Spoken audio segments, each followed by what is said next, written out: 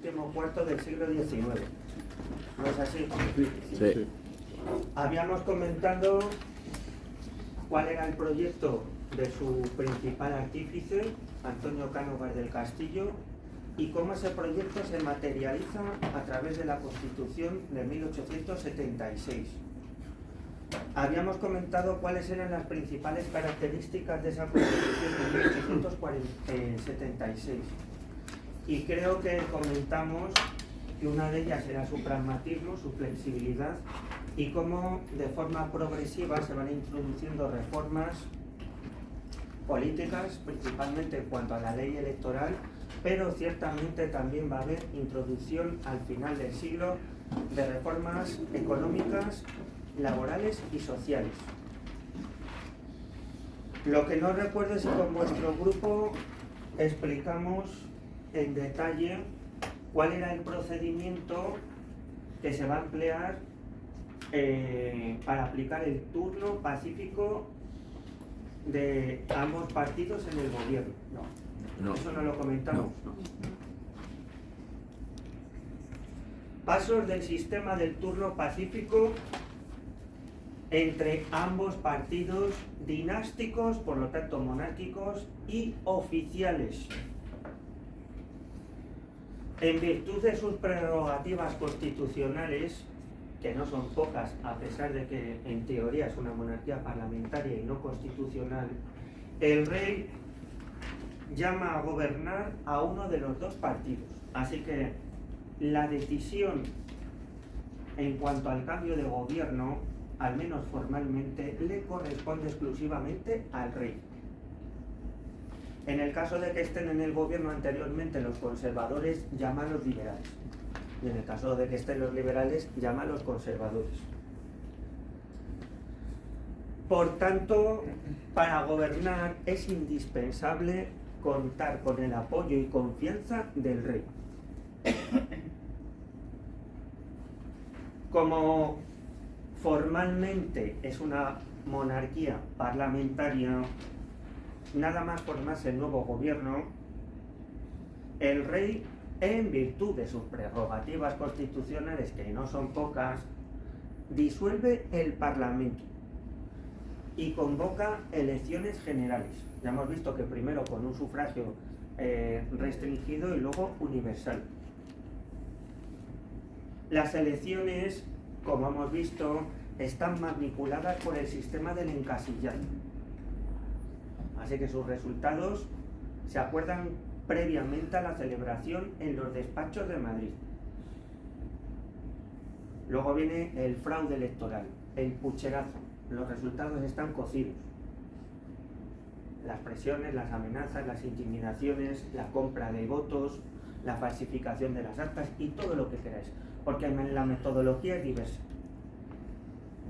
Y siempre se da una circunstancia. Como es una monarquía parlamentaria, el gobierno tiene que gobernar también con el respaldo de los grupos parlamentarios. Nunca el gobierno que convoca esas elecciones pierde las elecciones.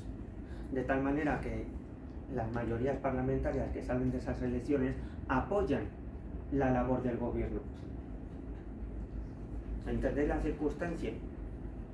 Son unas elecciones completamente fraudulentas y es un sistema aparentemente parlamentario, pero completamente desvirtuado. El sistema cuela durante un tiempo y genera estabilidad política, pero recordad que esa estabilidad política no va acompañada de paz social y que a pesar del desarrollo económico industrial, las condiciones generales no mejoran. Persisten las malas condiciones y en muchos casos incluso se agravan. Y al descontento y desafección crecientes hay que sumar la llegada de esas ideologías de clase trabajadora que van a ser muy críticas con el sistema. El anarquismo y el marxismo.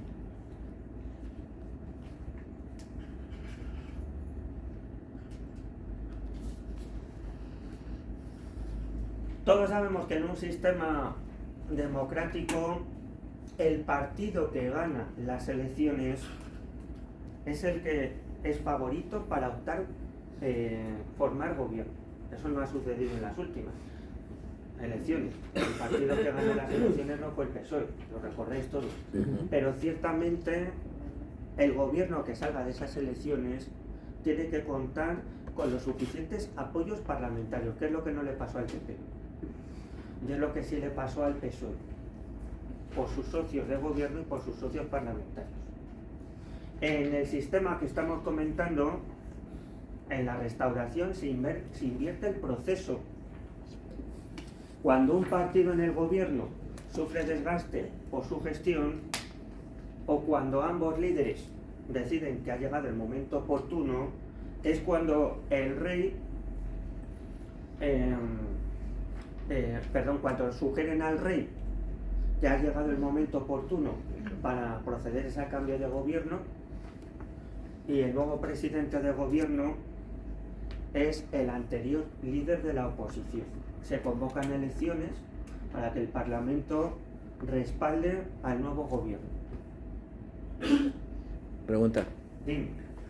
Básicamente habían dos grupos políticos, no habían un tercero o cuarto. Había muchos grupos políticos. Pero no contaban para la coalición. No, entonces no existía el fenómeno de coalición que existe ahora mucha democracia. Va a existir, pero no en el 19. Ok. Vamos a ver luego que va a haber gobiernos, vamos a verlo muy por encima, ya ha entrado el siglo XX, gobiernos de coalición y gobiernos de concentración, en situaciones ya muy extremas. Okay. Sí, dime. ¿Qué duración tenían estos gobiernos? Nunca llegan a los 4 años. Tengo aquí creo que la comentamos en este grupo en concreto. 2 años, 3 años, 2 años, 3 años, 2 años, 3 años. ¿Pero eso era así por acuerdo o porque ocurría algo durante el mandato que generaba otra? Pues lo acabo de decir, porque ambos líderes consideraban que el gobierno estaba desgastado y era el momento oportuno, o simplemente porque consideraban que ya pasaba mucho tiempo. Nunca se cumplen los 4 años del periodo legislativo.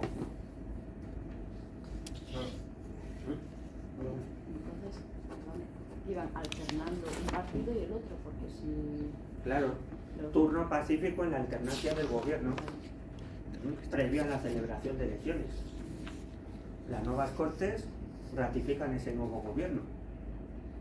El sistema inverso al actual.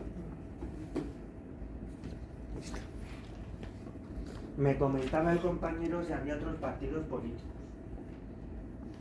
Aunque la Constitución en su origen es muy conservadora, ya hemos visto que es muy flexible.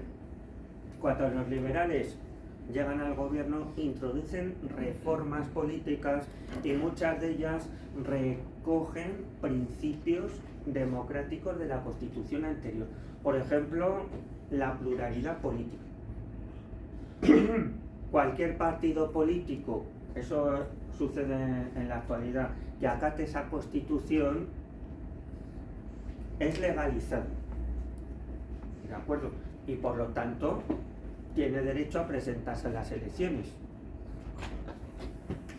Pero ya hemos visto que hay 2 problemas: los elevadísimos índices de abstención y sobre todo el fraude electoral, que obviamente favorece el bipartidismo oficial.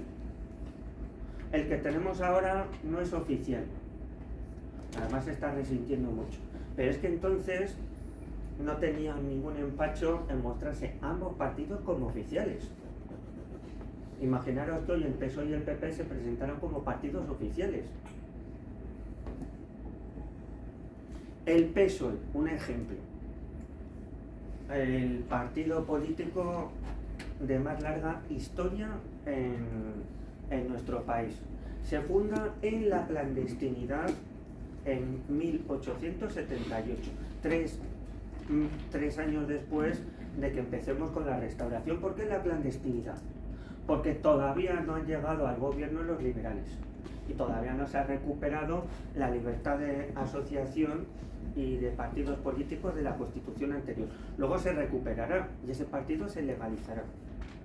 Cuando se funda el PSOE en la clandestinidad, es un partido muy minoritario, muy testimonial. No es ni por asomo lo que luego va a llegar a ser. La primera vez que obtiene un diputado es en 1910. Y luego en 1918 ya 6 diputados. En 1910 el PSOE ya empieza a tener mucho apoyo popular. Y en el 18 mucho más. El apoyo al PSOE le viene del desastre del 98 y de la huelga general revolucionaria del 17. Y es el resultado del creciente descontento popular con el sistema. Pero a pesar de que su creciente apoyo, y a pesar de que se presentan las elecciones, pues los resultados que obtiene son exiguos. De más de 350 diputados, en el 18, 6 diputados. Pero ahí están.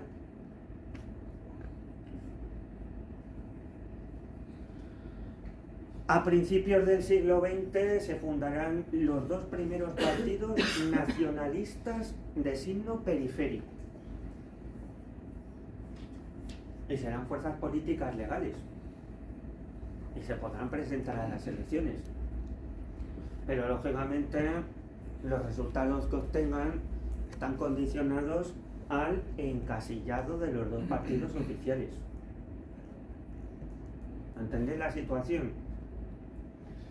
Aunque aparentemente es una monarquía parlamentaria, con una constitución liberal tendente a lo democrático, porque desde 1890 se recupera el sufragio universal masculino, en la práctica más funciona como un sistema híbrido, que es un término que ahora se está empezando a poner de moda, en el que hay pluralismo político, pero la oposición, la verdadera, no la oficial, está vetada para alcanzar el poder. En este contexto, oposición no es ninguno de los partidos, son el resto de los partidos pequeños. La oposición oficial no cuenta. Yo digo la oposición real. La oposición real es la que está sistemáticamente marginada.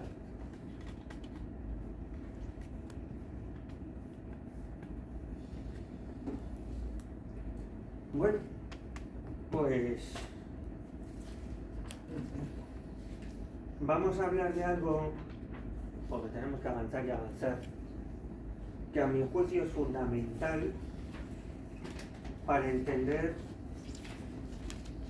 cómo se va a desarrollar la política y la sociedad en las 3 primeras décadas del siglo XX. Un problema que surge en la Restauración y que va a tener graves consecuencias. La crisis de las colonias de ultramar, que conllevó finalmente el famoso desastre del 98. Acordaros que en la década de 1820 España pierde prácticamente todas sus colonias. Y muy particularmente las hispanoamericanas. Pero aún así conserva en Cuba. América 2 muy importantes: Puerto Rico y especialmente Cuba. Eso en el Caribe. Y conserva en Asia el archipiélago de las Filipinas. También conserva en el Pacífico Central lo que se conoce como la Micronesia española, que muchos de vosotros directamente la desconocéis. Palaos, Marianas y Carolinas, en el Pacífico Central. De todas estas colonias, con mucho, Cuba es la más importante, la perla del Caribe. Le reporta al Estado ingentes beneficios económicos. En la isla hay muchos intereses económicos. Hay un grupo muy importante de presión sobre la metrópoli, sobre España. Los criollos terratenientes cubanos, que son latifundistas esclavistas. Son poderosos por su modelo de economía. La caña de azúcar, el tabaco, el café y en menor medida el algodón.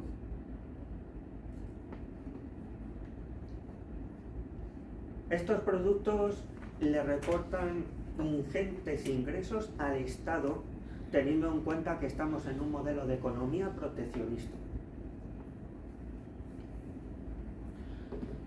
El modelo de economía proteccionista ya lo hemos explicado. Reservar la producción nacional al mercado nacional y mercados coloniales.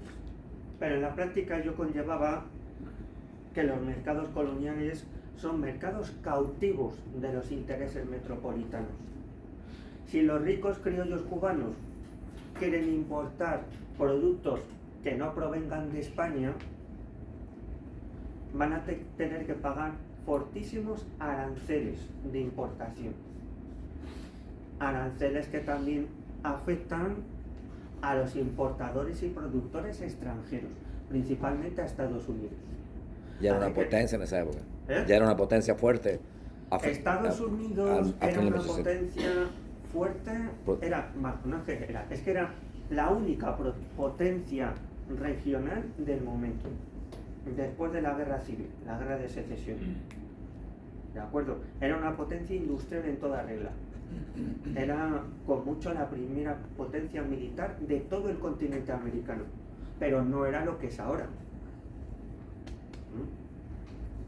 No va a ser lo que es ahora hasta después de la Segunda Guerra Mundial.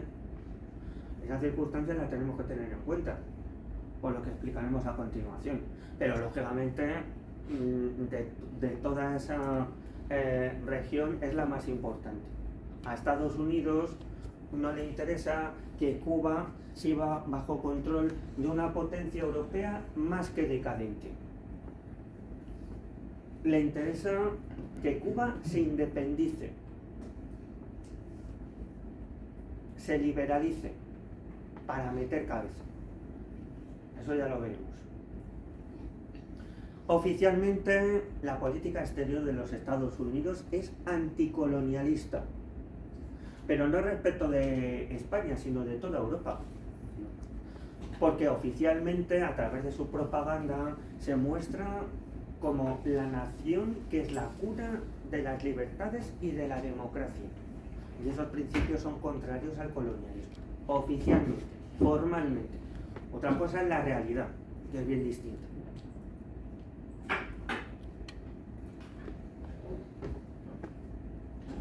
Para quienes piensen que España nunca tuvo colonias,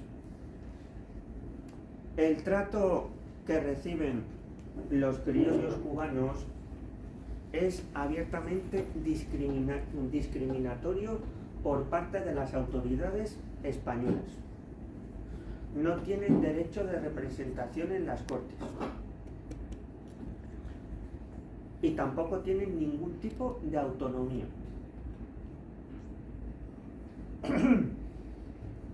Estas van a ser las razones por las que a partir de 1868, cuando aquí empieza la gloriosa, allí estalle una primera insurrección, que no es contra España, en el sentido estricto de la palabra, es para poder equipararse con los españoles metropolitanos que se han revolucionado contra la reina Isabel. Se va a aprobar una constitución, la de 1869, la primera democrática de nuestro país. ¿Qué quieren los cubanos? Asimilarse en cuanto a derechos a los españoles. Porque esta constitución de 1869 sigue, aun siendo democrática, sigue sin tenerles en cuenta. De hecho, para empezar, no recoge la abolición de la esclavitud. Perdona, pero aunque realmente, esencialmente, sí fuera una colonia, ¿la terminología se usó alguna vez como colonia? ¿O siempre fue otra? Pues ahora mismo ahí me pillas, pero yo creo que sí. Se llamaban colonias. Sí, porque había tiendas antiguas que eran, bueno, ya todas las habéis conocido mejor que yo, que eran ultramarinos y coloniales. Suena eso, ¿no? Sí. Más que nada por emular a otras potencias europeas que en el 19 así se mostraban, como potencias coloniales. Eso viene de las colonias, no vamos a ser menos. Andrés, una pregunta. Pero los criollos estaban a favor de abolir la esclavitud. No, Por eso, ¿no? al contrario, siempre va a ser un grupo de presión conservador, que está en contra de que quede abolida la esclavitud. No quiero sacar mucho el tema, pero una de las diferencias de las colonias entre Portugal y España era que en Brasil permitían esclavitud completamente abierta. En el resto de las colonias, eso fue lo que estudié yo, al menos en el 1800, principio de 1800, en 1700 ya la esclavitud estaba prohibida. Por España creo que era, pero en la práctica tal vez no, pero... Fue el último país en prohibir la esclavitud, ¿Quién? España, en Cuba. De hecho... Pero en el resto de las colonias había esclavitud. En Venezuela y en... Sí, lo que pasa es que el resto de las colonias las perdemos en la década de 1820. Fíjate que el primer país que oficialmente prohíbe la esclavitud es el Reino Unido, precisamente en esa década de 1820. Es el primer país que oficialmente abole la esclavitud en sus colonias. ¿Habían esclavos también en España? En España había algunos esclavos, Okay. y eso no lo comentamos en su momento, pero paradójicamente la abolición de la esclavitud en España fue con Fernando VII. Perdón, sabe que me confundí. Lo que tenía prohibido era hacer esclavitud de los indígenas. Esa otra, confundí, pero no quiero desviar más el tema. Formalmente estaba prohibida. Pero traer esclavos de África estaba permitido. Sí. Desde el 16. Sí. De hecho, Sí, la sí. economía esclavista moderna la originó España. Y luego la imitaron los ingleses, los holandeses y los franceses. Los primeros en importar esclavos desde África a América fueron los españoles. Como resultó un modelo muy rentable en las plantaciones tropicales, lo emularon los ingleses, los franceses y los holandeses. Así que España en ese sentido señaló el camino para los siglos posteriores. Y yo tenía la colonia española como menos mala porque no tenía esclavitud. ¿Está bien? En Estados Unidos también tardó mucho en abolirse la esclavitud. Bueno, Hombre, por la guerra fue una secesión, guerra. la guerra civil. Quiero decir que Formalmente la esclavitud queda abolida durante la guerra por Abraham Lincoln en los estados esclavistas. Pero bueno, es que eso es otra asignatura, formalmente. Porque luego va a haber un montón de leyes discriminatorias incluidas en las constituciones estatales sureñas que discriminan a los negros. Sí, sí. John, Y que en la práctica los asemejan a esclavos. Son las leyes segregadoras de John Crow. que también se aplican a la República de Sudáfrica, el apartheid. Me acordaron de Rosa Parks, Sí. a finales de los 50, que se sentó en el sitio de un blanco y que había baños para blancos y baños para negros. Eso es segregación en toda regla, y eso era legal en los estados sureños. Bueno, eso lo vemos en otra asignatura y es interesantísimo, pero no me quiero dispersar. Y vamos a seguir hablando aquí de la esclavitud, ahora en cuanto a la guerra de Cuba, porque es que no tiene desperdicio. Había una película ya hace mucho tiempo que trataba de este asunto, cuando ya la esclavitud era ilegal en el comercio internacional y todavía de forma clandestina negreros españoles ya, especialmente catalanes, importaban esclavos a Cuba desde África de forma clandestina, no legal. Y como esos barcos negreros, estoy hablando ya de la época de Isabel II, eran interceptados por las autoridades británicas y por las autoridades estadounidenses. ¿Qué película es? Es que no me acuerdo del título. Es una película estadounidense y lógicamente pues habla mal de España Qué raro. y de Isabel II. Me parece que se llama algo así como es que era un barco. se puede brújula, pero no os dispenséis ahora. El barco Libertad o algo así, no me acuerdo. No me acuerdo. Bueno, a lo que vamos. En 1878, ya estamos con la restauración, estando en el gobierno Cánovas, en la segunda insurrección, que es lo que se conoce como la Guerra Chica, Cánovas y los insurrectos cubanos llegan a un acuerdo de paz, la Paz de Zanjón, que es una localidad de Cuba, 1878, 3 años después de iniciar la restauración.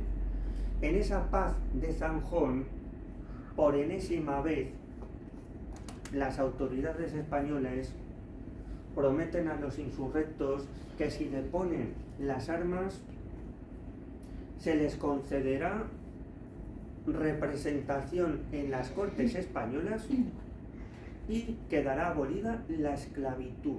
Eso lo promete Cánovas, que por cierto es esclavista y que está sujeto a presiones muy importantes por parte de los criollos cubanos, en el sentido de que ni por asomo se le ocurra abolir la esclavitud.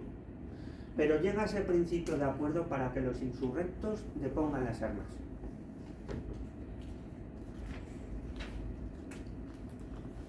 Para entonces en Cuba se han formado 2 partidos políticos que emulan los partidos dinásticos oficiales españoles. El Partido de la Unión Constitucional, que es un partido conservador que agrupa a los terratenientes, a los azucareros y que por supuesto son esclavistas, y el Partido Liberal Cubano, afín al Partido Liberal Español, que agrupa a la pequeña mediana burguesía criolla cubana. En Cuba, aparte de estos criollos, ricos o menos ricos, tenemos muchos españoles que no son criollos, sino que son el resultado de la emigración desde España a Cuba para mejorar sus oportunidades de vida. Así que es clase trabajadora. Luego tenemos a los esclavos. Luego tenemos mulatos. O sea que es una sociedad en ese sentido muy diversa. No tenemos a indios, porque recordar que los indios de Cuba se murieron en el 16 como consecuencia, más que de la guerra de conquista, De las pestes. de las epidemias. Los indios Caribe. Cuando los liberales en España alcanzan el gobierno, son partidarios de introducir mejoras en la isla. Son partidarios de aprobar la abolición de la esclavitud. Finalmente, la abolición de la esclavitud será aprobada en 1888 por parte de Sagasta. Es decir, 10 años antes del desastre del 98. A pesar de las presiones de los conservadores y de este grupo de latifundistas cubanos.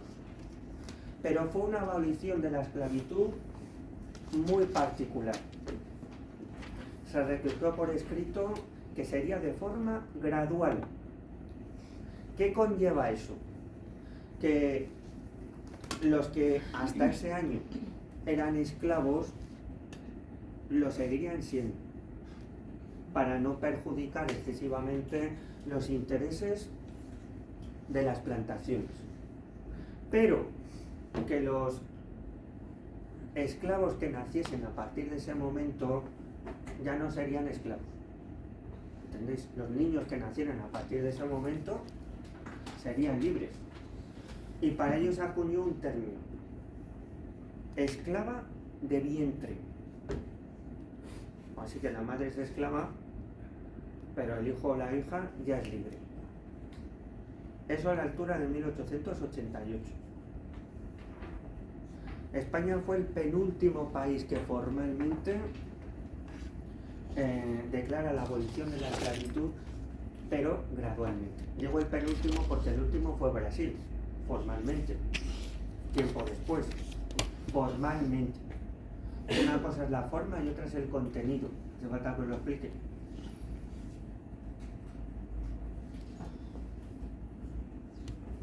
En 1893, es decir, a 5 años del desastre y a 2 años de que empiece lo que vosotros conocéis por la Guerra de Cuba, que es la tercera guerra de Cuba, un gobierno conservador tenía un ministro que, aun siendo conservador, era muy reformista y que todos conocéis porque luego va a ser presidente de gobierno, Antonio Maura. Antonio Maura hizo una propuesta a su propio gobierno para introducir una reforma en las colonias y dotar a estas colonias de mayor autonomía. Pero su propio gobierno la rechazó. 1893.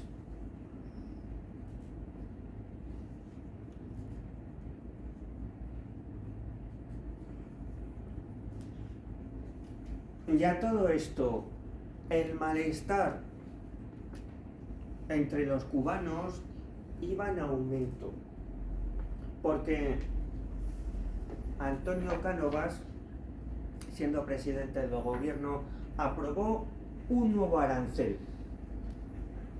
un impuesto que gravaba todavía más las importaciones que hubiese a Cuba y que no proviniesen directamente de España.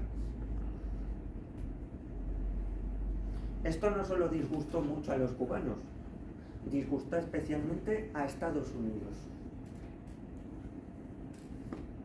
Si Estados Unidos quiere redoblar sus importaciones y negocios en Cuba española, tiene que pagar fortísimos aranceles al Estado español. A lo mejor quien toma nota de esto es un tal Trump. Bueno, Pero lo está haciendo pagar ahora. Sí. No, esto aparentemente pues Trump es un niño, aparentemente. Pero ahí hay alguien. Pues un niño malo además. Un niño malo, travieso o imprevisible. Y medio estúpido aparentemente. Se le viene el flequillo a la cara. Aparentemente. Bueno, pues esos son los precedentes de lo que vosotros conocéis como Guerra de Cuba, que insisto sería la tercera, porque hubo una larga, una chiquita, y esta es la Guerra de Cuba, que es la Guerra de Independencia de Cuba, y que empieza en 1895, y que, como bien sabemos, termina en el 98 con el desastre. Causa directa de la guerra: el incumplimiento sistemático por parte de los gobiernos españoles de las promesas contraídas con los cubanos. A la altura del 95 ni se les ha concedido autonomía ni derechos de representación en el Parlamento español.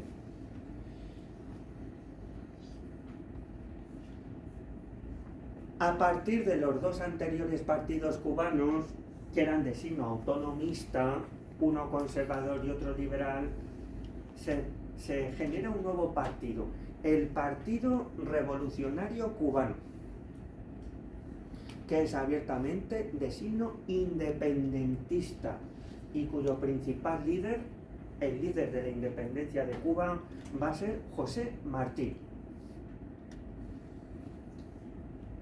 que, si recordáis, muere en la guerra y que tiene una estatua en el Paseo de La Habana,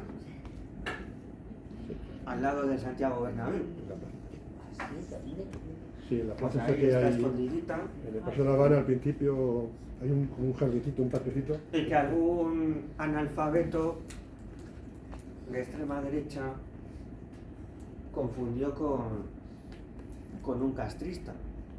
Y me acuerdo yo, siendo más joven, que hicieron unas pintadas diciendo que si era un líder comunista. Ya veis, este señor José Martí, que tiene que ver con el castrismo, es muy anterior al castrismo, pero aquí todo se mezcla, es el fruto de la ignorancia. Bueno, el caso es que cuando estalla esta tercera insurrección, están en el gobierno los conservadores de Cánovas. Inicialmente Cánovas va a enviar allí al capitán general Martínez Campos, que si recordáis había protagonizado el pronunciamiento en Sagunto que había dado paso a la restauración.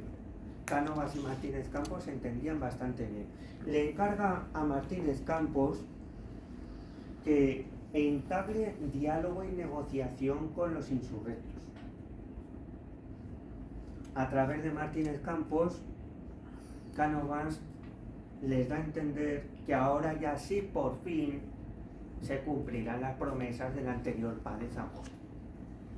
Pero es demasiado tarde. Ya no se lo traga. Y la lucha independentista se intensifica. Entonces el gobierno conservador destituye a Martínez Campos como capitán general y en su lugar envía como nuevo capitán general a Weyler, español de origen prusiano.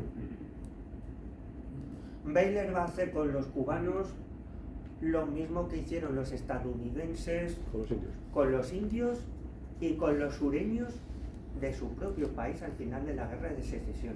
Y lo mismo que por esas fechas están haciendo los británicos con los insurrectos Boers en Sudáfrica. Va a aplicar una política de concentración en campos de la población civil para evitar que sigan apoyando a la guerrilla cubana insurrecta. Es decir, que es una política de represión sobre la población civil, no sobre combatientes. Y como en el caso de los indios, de los sureños secesionistas y de los boers, esta concentración en campos generó una extrema mortalidad, consecuencia de las enfermedades y del hambre, cuya cuantía nunca sabremos a ciencia cierta.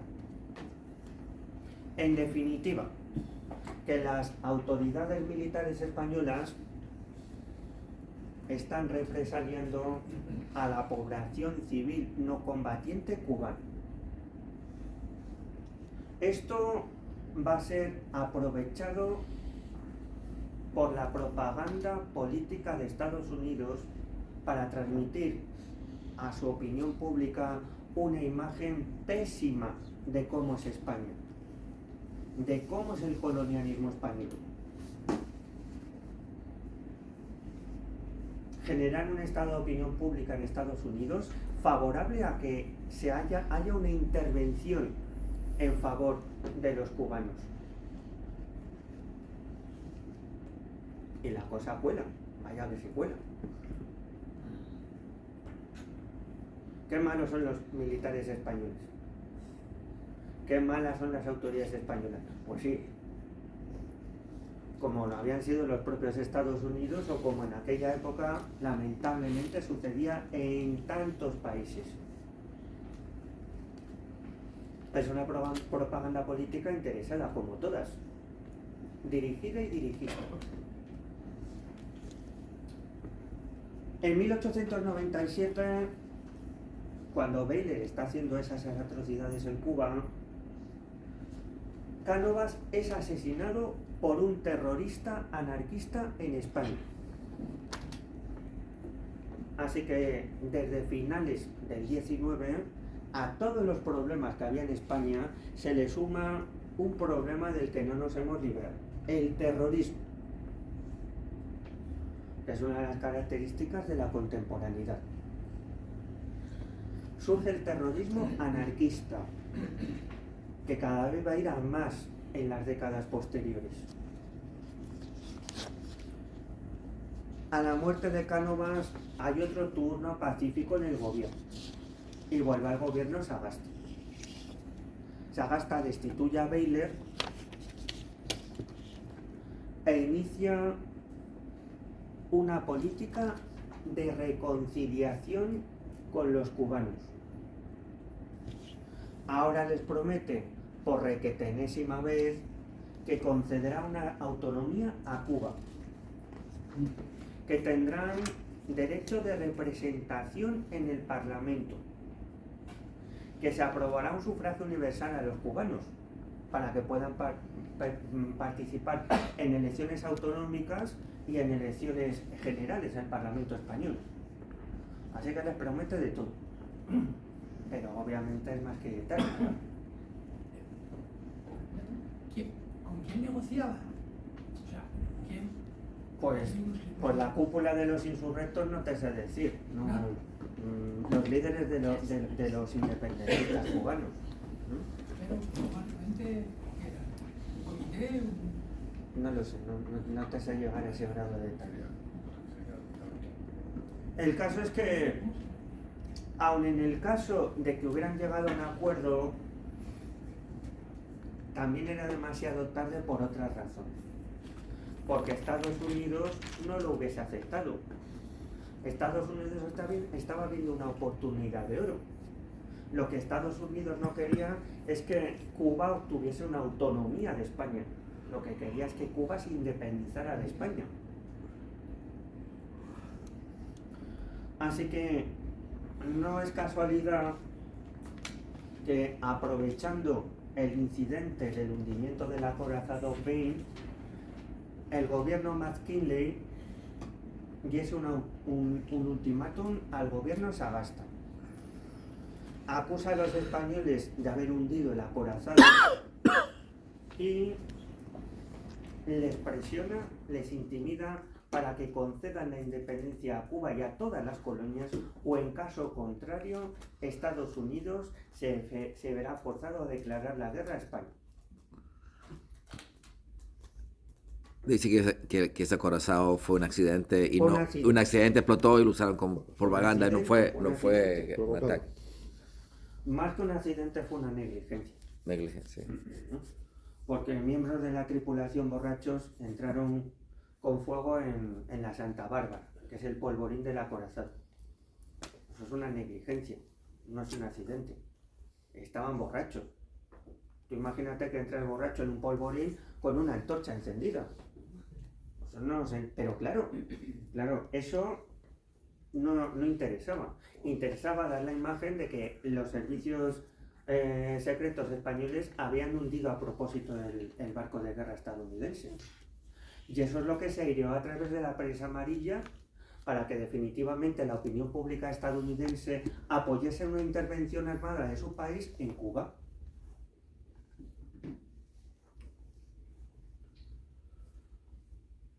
Los enfrentamientos en Cuba fueron tanto terrestres como navales. En el campo de batalla, uno de sus militares va a ser Theodore Roosevelt, futuro presidente de los Estados Unidos. El primer Roosevelt. ¿Eh? El primero. El primero. El primer Roosevelt que fue El tío, presidente. no el sobrino. El tío, sí. ¿No? Y curiosamente hubo más bajas estadounidenses que españolas. Pero en el mar no fue así. Fue contrario. Hubo muchísimas más bajas españolas que estadounidenses. De hecho, en la batalla de la bahía de Santiago de Cuba, toda la escuadra española o fue hundida o fue gravemente dañada. Murieron 100 y pico marineros españoles y solamente murió un marinero estadounidense, no como consecuencia del fuego enemigo, sino como consecuencia de un accidente en su barco. Esa declaración de guerra responde a lo que entonces era común en las relaciones internacionales y que hasta hace poco, cuando yo aquí lo explicaba, consideraba que estaba superado. Ahora lamentablemente me he dado cuenta que no. Lo que se conocía como la diplomacia de los ultimátum. El país fuerte daba un ultimátum al país débil. O te retractas y haces lo que yo te digo, o te declaro la guerra. Eso lo hizo Estados Unidos con España, pero era de lo más habitual en aquella época para los países fuertes. De hecho, lo hizo Inglaterra, lo hizo con Portugal, lo hizo con Francia. Inglaterra era con mucho la potencia hegemónica a nivel mundial, porque Estados Unidos era la potencia hegemónica a nivel regional, pero Inglaterra lo era a nivel mundial. Diplomacia de los ultimátum. Clara amenaza de que te voy a declarar la guerra si no haces lo que yo te digo. Bueno, ¿alguna aclaración? Lo más importante no es la guerra, es las consecuencias de la guerra. Y vamos con la primera consecuencia. Un brevísimo análisis cuantitativo. Y eso que por razones de tiempo yo aquí no he hecho muchos análisis cuantitativos. Pero la cantidad sí que importa, claro que importa, y mucho. Y sobre todo la cantidad nos ayuda a entender por qué las cosas son así. Vamos con ese análisis. En esa guerra de Cuba, la de independencia, el gobierno español envió a Cuba más de 200.000 tropas. Este dato ya es importante. No es una guerra menor. 200.000 tropas a finales del 19 son muchos soldados, ¿eh? Su mayoría son terrestres. Sí. Sí, terrestres. Porque en el mar no necesitas tanta. Sí, terrestres sobre todo, pero también hay dos escuadras. Una en Cuba y otra en Filipinas, de las que hablaremos a continuación. De esos 200.000 soldados, en combate, es decir, bajas por muerte en combate, hubo 1.300 soldados y 60 oficiales. Siguiente conclusión. Si de 200.000 mueren en combate 1.360, ¿qué nos puede estar indicando? Que no son muchos. Mucho. Es 0.6%, poco. Claro. Muertos directamente en combate. Así que puede parecer que es una guerra muy importante porque se machacan muchas tropas, pero luego no son unos combates tan mortíferos. Siguiente dato, que es el más esclarecedor. Muertos como consecuencia de haber contraído enfermedades tropicales. Esto es lo que me interesa. 10%.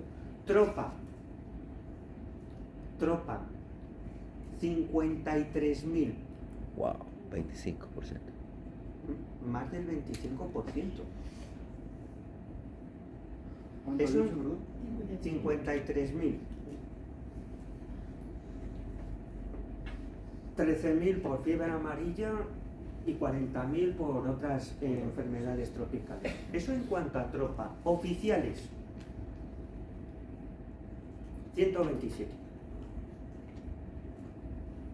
Estaban vacunados. Estaban vacunados. No, eran mucho menos oficiales. Fueron vacunados. No, era mucho menos oficiales. La medicina tropical empieza a desarrollarse en esa época, pero todavía no hay vacunas. ¿Qué es lo que podemos sacar de estos datos? En cuanto a muertos en combate, 1.360. Hombre, es lógico que haya menos oficiales muertos. No hace falta que lo explique por qué. Porque evidentemente hay menos oficiales que tropa. Y van atrás, más no van adelante. La diferencia entre muertos soldados en combate y oficiales es lógica. Lo que es ilógico es que mueran por enfermedad 53.000 soldados y tan solo 127 oficiales. ¿Por qué es ilógico? Porque el mosquito no distingue. No distingue si está picando a un soldado o está picando a un oficial. Así que esa desproporción entre tropa y oficiales de enfermedades tropicales, ¿qué nos puede estar indicando? El trato de consideración que reciben unos y otros, los cuidados que reciben unos y otros.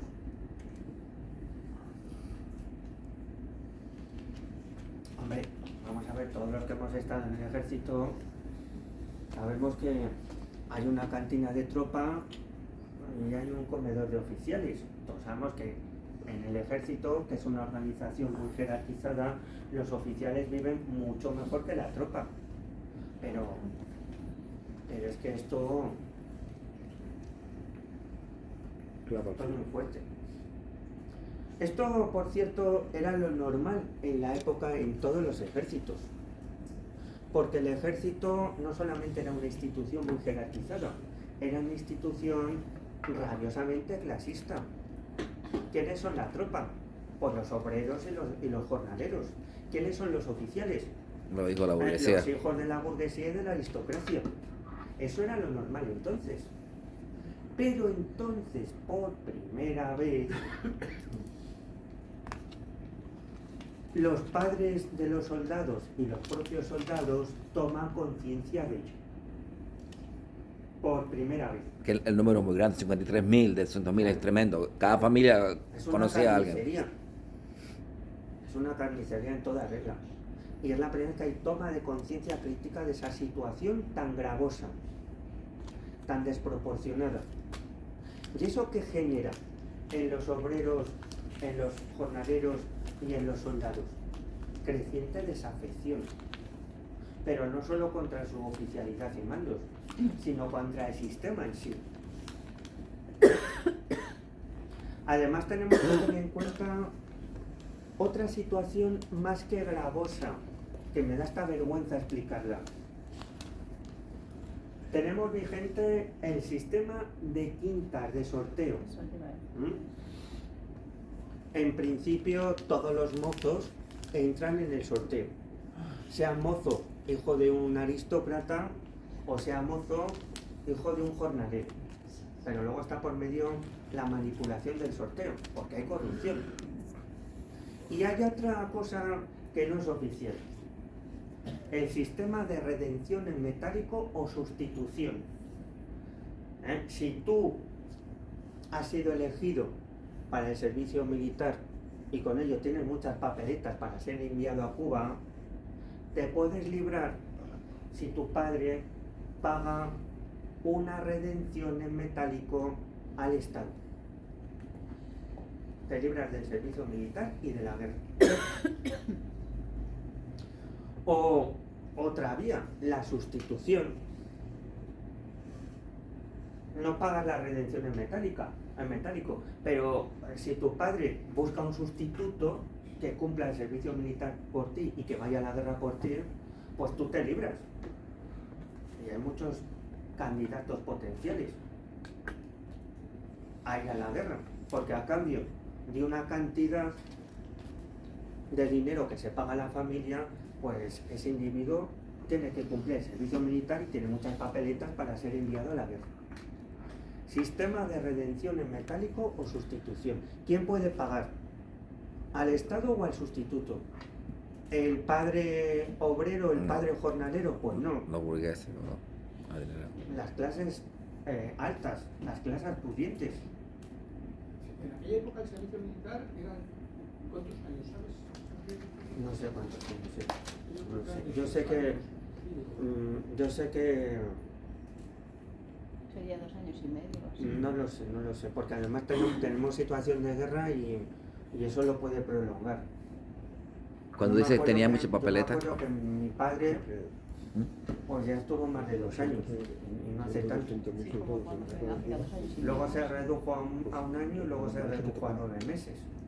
entonces, claro, la población era tan grande en ese momento. Era largo. Pero el problema no era tanto que fuera largo como la penosidad y sobre todo el riesgo de ir a una guerra. Acordaros que con la política de prestigio y de ensalzamiento patriótico del gobierno largo de O'Donnell, el conjunto de la opinión pública española fervorosamente apoyó el belicismo. Porque entonces el conjunto de la opinión pública española, al margen de su posición económica o ideología, era ardientemente nacionalista española y por lo tanto pro-belicista. Eso con O'Donnell. Sin embargo, a partir de la guerra de Cuba, y dada esta sangría y y falta de consideración hacia la tropa, la opinión pública española se divide. Ya no todos quieren ser ardorosos soldaditos españoles. Claro, se van a morir, ¿no? La opinión pública española se divide en cuanto a qué posición adoptar respecto de Cuba y Filipinas. Posición belicista y posición antibelicista. Intervenir o no intervenir. O incluso, habiendo intervenido, dejar de intervenir y conceder la independencia. Esto es muy importante. Y contribuye a hacer más complejo ese pensamiento de los españoles. ¿Quiénes van a apoyar la intervención a ultranza? La Iglesia, los carlistas, ambos partidos dinásticos oficiales. Lógicamente, la burguesía, que tiene muchos intereses, la aristocracia, incluso, fijaros, algunos pequeñitos partidos republicanos unitarios de derechas. ¿Quiénes están en contra de la intervención? Los anarquistas, que ya están organizando sus propios sindicatos. Los socialistas, el PSOE, el Partido Republicano Federal Democrático, esos están en contra. Y están en contra porque no comparten las tesis del nacionalismo español. Más bien son defensores del internacionalismo obrero. Es que esto lo podríamos llevar a la Segunda Guerra de Irak, la Segunda Guerra del Golfo, cuando España se divide en cuanto a guerra sí o no a la guerra. Bueno, pues ese es el arranque. Derecha española nacionalista más intervencionista, para salvar el honor o restaurar el prestigio. Izquierda contraria a ese intervencionismo.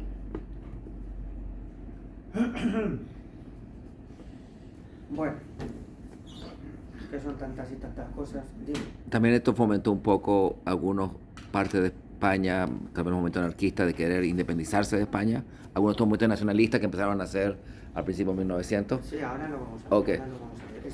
Esto es una primera consecuencia, ¿eh? En cuanto a belicismo o no belicismo. El no belicismo viene reportado, aparte por el internacionalismo, por otras dos ideologías, otras dos corrientes ideológicas que no son originarias de España, que vienen de Europa y que van tomando peso según avanzamos en el 20. Una, el pacifismo. Pues que pensamos que el pacifismo es de hace 4 días. El pacifismo surge en Europa y viene más de las izquierdas. Es contrario a la carrera armamentística que siguen los gobiernos nacionalistas, porque tener en cuenta que estamos en el 98, estamos a solo 16 años de que estalle la Gran Guerra, y es que la Gran Guerra se veía venir. Una causa fundamental de la Primera Guerra Mundial fue la creciente tensión por parte de los respectivos nacionalismos. Y otra corriente muy vinculada al pacifismo que surge en Estados Unidos y en Europa. Es minoritario, pero luego va a ser cada vez mayoritario. El feminismo. El feminismo es muy pacifista. Marxismo, pacifismo y feminismo y anarquismo. Y algunos diréis, ¿y el anarquismo también? Pues sí, el anarquismo también. Porque antes me he referido al terrorismo anarquista, que obviamente es muy violento. Pero el anarquismo es una ideología muy diversa y compleja. Muy anárquica. Claro, es Entonces, anarquista. Hay una corriente que legitima la violencia, pero no la violencia entre naciones, la violencia contra la propia nación, contra el propio Estado, es el terrorismo. Y hay otra corriente que por cierto es mayoritaria, que aunque os extrañe a algunos, es pacifista. La cosa se empieza a diversificar, a hacer muy compleja y ya no encaja tan bien en el proyecto ideado por Cánovas 25 años atrás.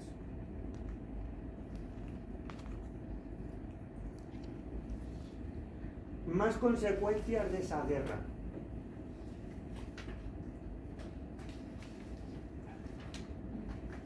Ya que las encuentro, que no quiero decirlas de memorieta porque me da mucha rabia que siempre me olvido de alguna.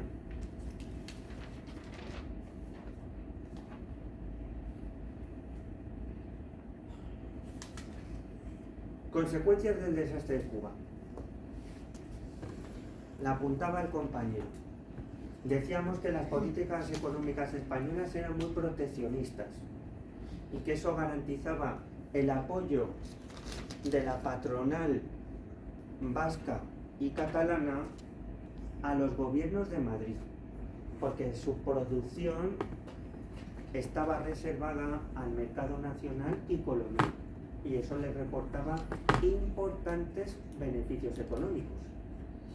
Con la pérdida de las colonias,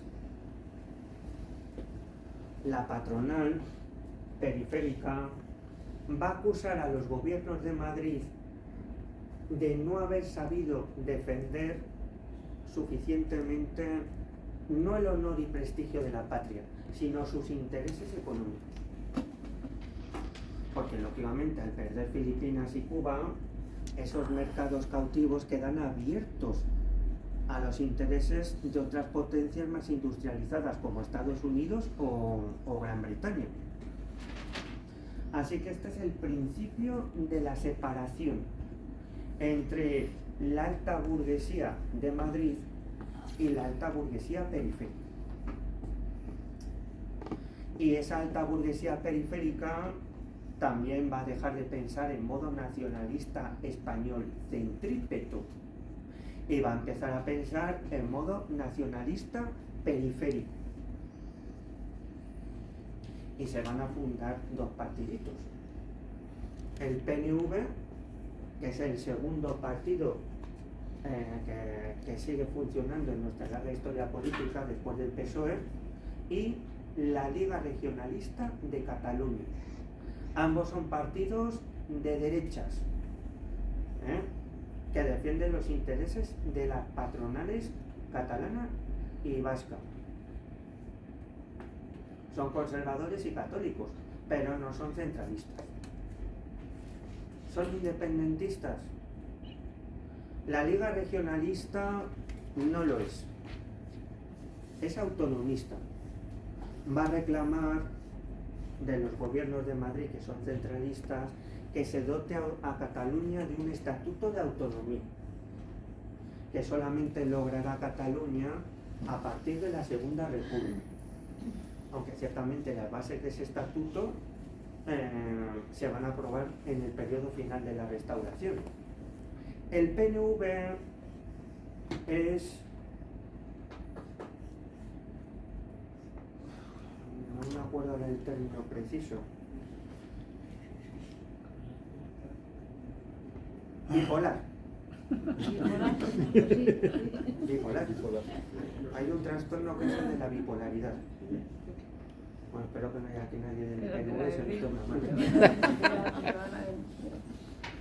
Es bipolar porque hay un sector que desde el principio es independentista. No es el sector mayoritario.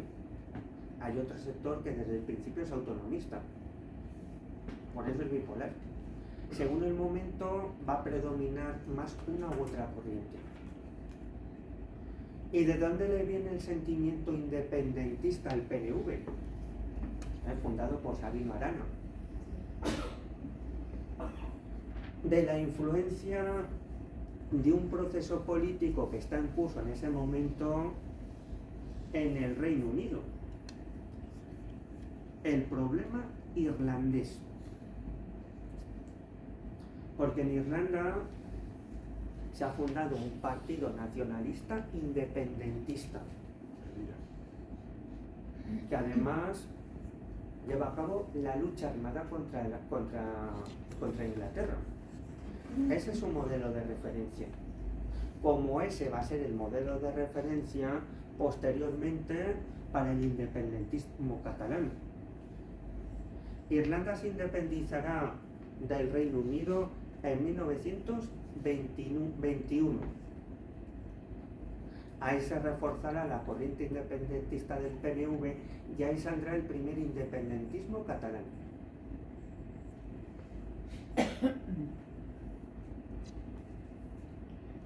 Así que esa consecuencia es importante, porque contribuye a generar un panorama político mucho más plural en nuestro país, que en su momento no venía recogido en el proyecto que había ideado Antonio Cánovas tan solo 25 años atrás.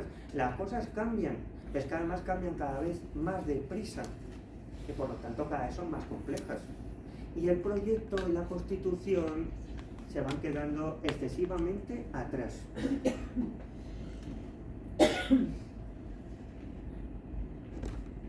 Otra consecuencia importantísima, yo diría que la más importante, cuando perdemos Cuba, Puerto Rico, Filipinas, se genera un gran abatimiento y desmoralización en la opinión pública española, una tremenda conmoción social que afecta a todos los grupos sociales, unos porque han perdido mucho en cuanto a vidas, otros porque consideran que han perdido mucho en cuanto a dinero y otros porque consideran que se ha perdido definitivamente el honor del antiguo imperio español. Me refiero al sector más conservador de la opinión pública española,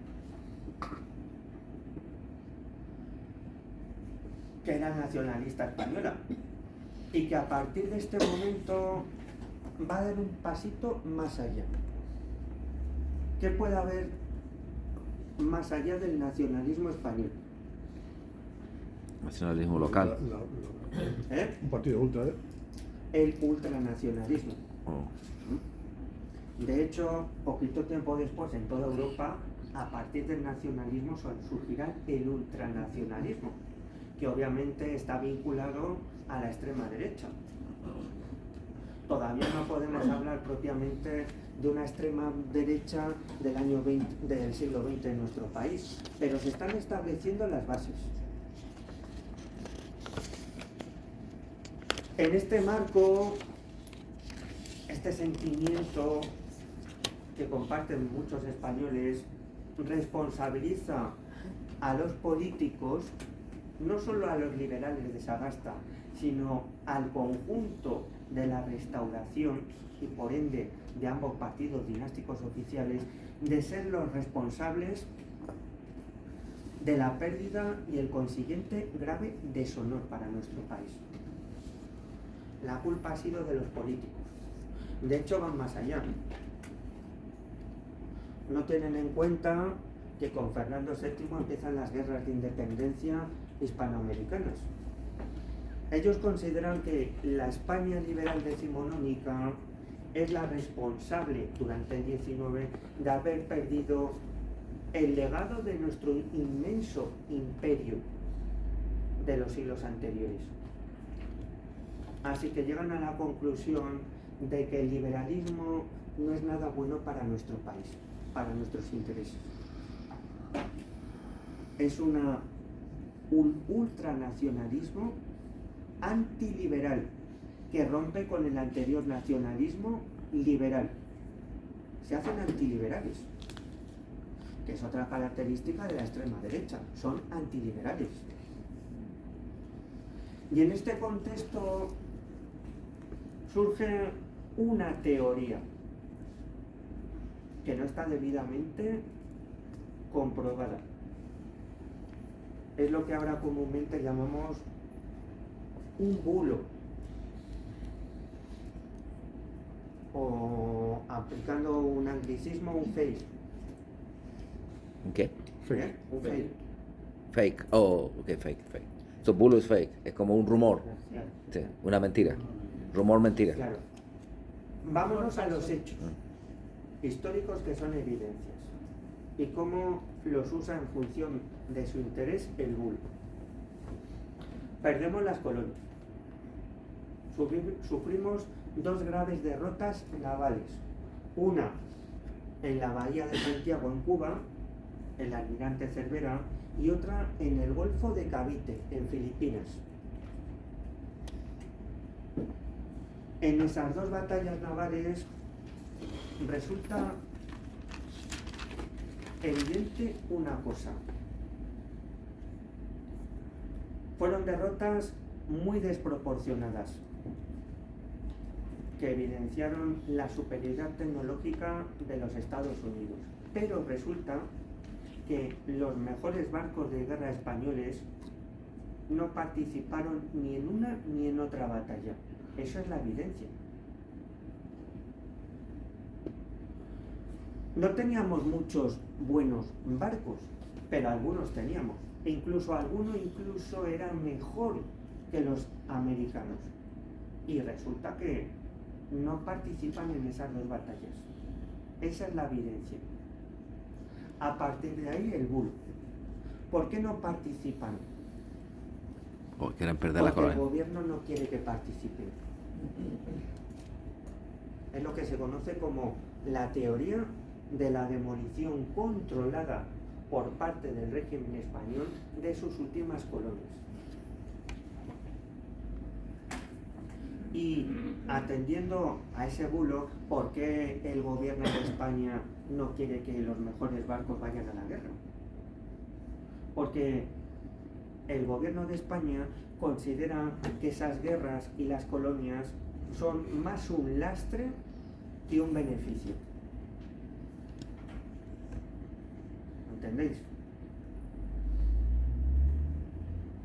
Insisto que esta es una teoría que no se ha podido probar. Además la refuerzan con otra cuestión. Sagasta, presidente del gobierno, resulta que es masón. Y resulta que McKinley, el presidente de los Estados Unidos, también es masón. ¿No será que han llegado a un acuerdo entre ellos como buenos masones que son?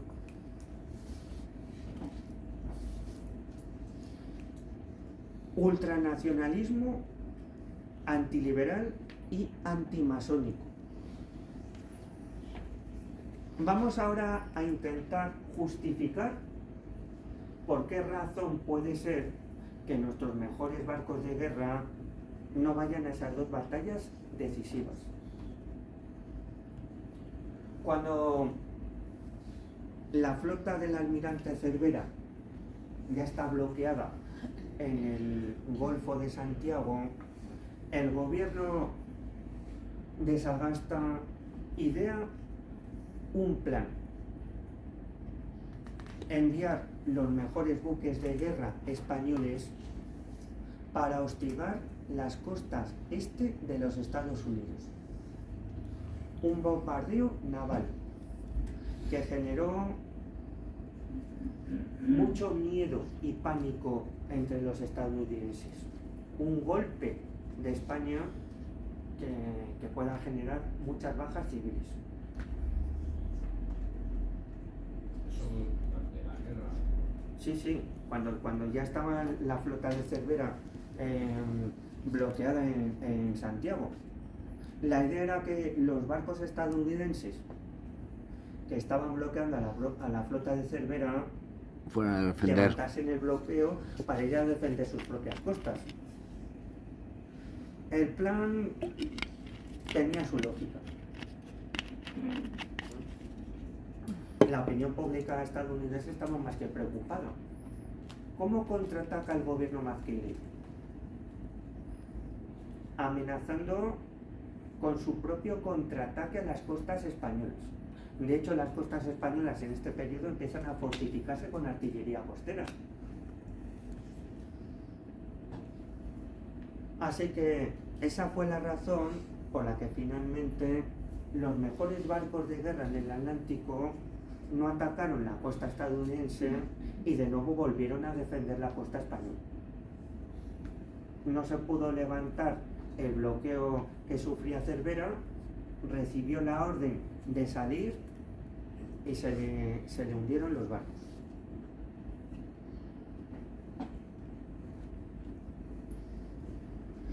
Eso en cuanto a Cuba. En cuanto a Filipinas, en el Golfo de Cavite, en Manila, sucedía algo parecido. La flota española estaba bloqueada por una flota estadounidense. El gobierno decidió enviar otra flota en su auxilio. Para llegar más rápido, evitando la vía larga que conllevaba circunnavegar toda África, sortear el Cabo de Buena Esperanza, subir por el Índico y llegar al Pacífico, se decidió enviar la flota por el Mediterráneo, dado que entonces ya estaba construido el Canal de Suez. Pero, ¿de quién dependía el Canal de Suez? Inglés. De los británicos. Cualquier barco, fuera militar o mercante, que cruzase el canal tenía que pagar a Inglaterra. Y ya no solo pagar, sino que tenía que cumplir con una serie de trámites administrativos. Esos trámites administrativos se pueden acelerar o ralentizar. ¿Qué va a hacer Inglaterra? Obvio, poner trabas y trabas y trabas, alargar los tiempos para que esa flota no cruce el canal y no llegue a tiempo. Porque a Inglaterra le interesa que las colonias españolas se abran a sus mercados. A Inglaterra no le interesa que se generalice un conflicto en el mar entre España y Estados Unidos que pueda perjudicar sus propios intereses comerciales. Quien realmente controla la situación no es España, pero tampoco Estados Unidos, es el Reino Unido, que ya de por sí tiene acordados un montón de tratados comerciales de carácter bilateral con los Estados Unidos. ¿Qué puede hacer una potencia de tercer orden para defender sus intereses frente a Estados Unidos o sobre todo frente al Reino Unido? ¿Entendéis cómo podemos matizar las evidencias históricas de por qué los mejores barcos no participan en la guerra? ¿Y cómo con ello podemos contribuir a desmontar esa teoría de la demolición controlada de las últimas colonias por parte de un régimen liberal? Sin embargo, hay bulos que finalmente permean mucho en sectores sociales. Cuando sucede todo esto, Franco es un pequeño niño, es muy pequeño, pero está en el Ferrol. Acordaros que su padre era militar y era marino. Él residía en Ferrol. Y desde muy pequeñito conoció de esta teoría, que él daba por hecho, como tantos otros militares, que pasan de una ideología nacionalista liberal a una ideología ultranacionalista antiliberal. Se consideran predestinados para recuperar la gloria, el honor y restaurar la grandeza de un nuevo imperio español. Jesucristo de España. España pierde sus colonias en Filipinas, en Cuba y en Puerto Rico. Y desde ese momento centrará toda su atención en fundar un nuevo imperio colonial que emula a las naciones de nuestro entorno. Centrará toda su atención en África. No es casual que poco tiempo después surja un movimiento ultranacionalista, antiliberal, que son los africanistas, de los que su máximo exponente va a ser el general Franco, quien siempre desconfió del liberalismo, de la masonería y, Y de todo. y de los políticos. Acordaros de ese famoso dicho. Hágame usted caso, le voy a dar un consejo. No se metan en política, haga como yo. No se meta en política. Los políticos son sospechosos de falta de lealtad al país, de haber contribuido a la decadencia del país.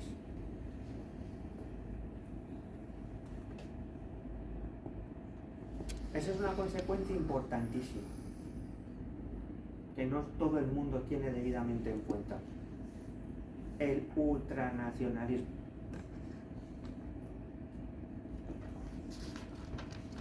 Otra consecuencia, y yo creo que con esto lo vamos a dejar, esa conmoción en todos los españoles hizo que todos los españoles, por así decirlo, si me permitís la expresión, se cayesen del guindo. Empezaron a tomar conciencia de que no eran lo que creían que eran, que no eran superiores ni los más poderosos, más bien que eran débiles y que se habían quedado excesivamente atrasados. Surge un movimiento que parte de la minoría intelectual del país, el regeneracionismo, cuyo mejor exponente es Joaquín Costa, que aunque solo sea por la calle le conoceréis. Joaquín Costa y Giner de los Ríos, que es fundamental para el Instituto Libre de Enseñanza. Ese movimiento es el regeneracionismo. Modernizar el país, reformarlo, regenerarlo, europeizarlo, dejar de mirarnos tantos al ombligo y ver cómo se hacen las cosas en los países europeos más desarrollados de nuestro entorno. Adoptar sus soluciones. Ese es el regeneracionismo. La obra clave del regeneracionismo, al que se van a sumar filósofos, juristas, muchísimos intelectuales, muchísimos científicos, es una obra de Joaquín Costa, que se titula Oligarquía y caciquismo como formas de gobierno en la España actual. Ahí le dan el clavo. Desde una visión científica, identificar cuáles son las causas que han provocado que nuestro país esté en esa situación. Y a partir de la identificación de las causas, poner solución a ellas mediante propuestas reformistas. El regeneracionismo da paso en nuestro país a una etapa importantísima, la edad de plata de las letras, la cultura y la ciencia españolas, que abarca entre 1898 y 1936 y que por lo tanto afecta al reinado de Alfonso XIII, a la dictadura de Primo de Rivera y a la República en paz. Desde el punto de vista literario, ese regeneracionismo va a dar paso a 3 generaciones. Generación del 98, generación novecentista del 14 y generación del 27.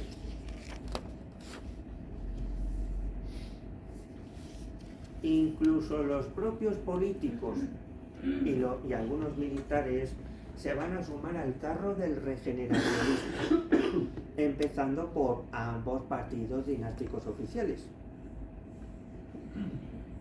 a los que muchos acusan de ser los responsables del desastre. Pero ven una oportunidad, ahora se llama ventana de oportunidad en el regeneracionismo.